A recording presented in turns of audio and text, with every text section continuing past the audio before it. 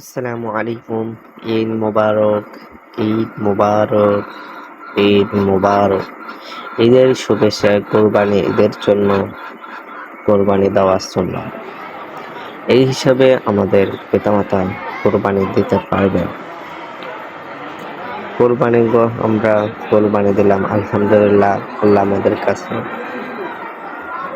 আল্লাহ আমাদেরকে দেওয়ার জন্য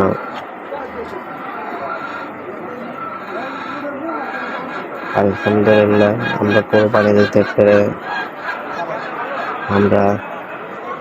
এটা হলো দুম্বা কাটা শেষ গোস্ত দিতেছি রাত্রে। আপনার 5টা থেকে শুরু হয়েছে গোস্ত দেওয়া, এখন বাজে রাত 1:45। এখন পর্যন্ত গোস্ত দেওয়া হচ্ছে। আলহামদুলিল্লাহ। আশা করি পরের বছরের কোরবানি তো এরকম দেওয়ার জন্য চেষ্টা করবেন। যারা গরিব অসহায়, তারা পায় না গোস্ত, তাদেরকে দেওয়ার জন্য চেষ্টা করবেন। আলহামদুলিল্লাহ।